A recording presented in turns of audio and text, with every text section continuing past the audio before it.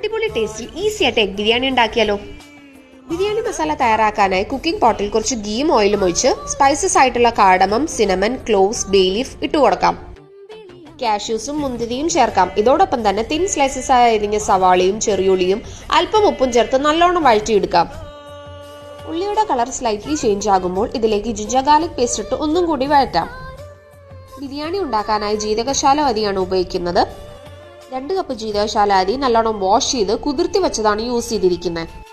1 cup അരിക്ക് 1.5 cup വെള്ളം, അപ്പോൾ 2 കപ്പ് അരിക്ക് 3 കപ്പ് വെള്ളമാണ് യൂസ് ചെയ്യേണ്ടത്. ഉള്ളി ബ്രൗൺ കളർ ആയ ശേഷം ഫ്ലെയിം താത്തി വെച്ചിട്ട് ഈ പറഞ്ഞ മസാലകൾ ചേർത്ത് കൊടുക്കാം. മസാലയുടെ റോ ടേസ്റ്റ് പോകുന്നവരെ സോട്ട് ചെയ്യുക. അതിനുശേഷം ടൊമാറ്റോ ആഡ് ചെയ്ത് ഇത് പെട്ടെന്ന് സോഫ്റ്റ് ആയി കിട്ടാൻ അടച്ചു വെച്ച് കുക്ക് ചെയ്യുക. അടുത്തത് എഗ്ഗ് തയ്യാറാക്കാൻ വേണ്ടി പാനിൽ ഓയിൽ വെച്ച് ചൂടാക്കി മസാലകൾ ആഡ് ചെയ്ത് ബോയിൽ ചെയ്ത മുട്ട ഇതിലിട്ടിട്ട് നല്ലോണം ഫ്രൈ ചെയ്തെടുക്കാം. ഈ താത്തി വെച്ചിട്ട് വേണം മസാലകൾ ആഡ് ചെയ്യാനായിട്ട്. ഇവിടെ നമ്മൾ 3 മുട്ടയാണ് എടുത്തിരിക്കുന്നത്. മുട്ടകളുടെ കളറൊക്കെ മാറി ഒന്ന് ഗോൾഡൻ ബ്രൗൺ കളർ ആവുന്നവരെ ഫ്രൈ ചെയ്യുക. ഈ സമയത്ത് ടൊമാറ്റോ ഒക്കെ നല്ലോണം റെഡിയായി വന്നിട്ടുണ്ട്. ഇനി ഇതിലേക്ക് ചെറു ചൂടുള്ള വെള്ളം ഒഴിച്ച് അരിയിടാം.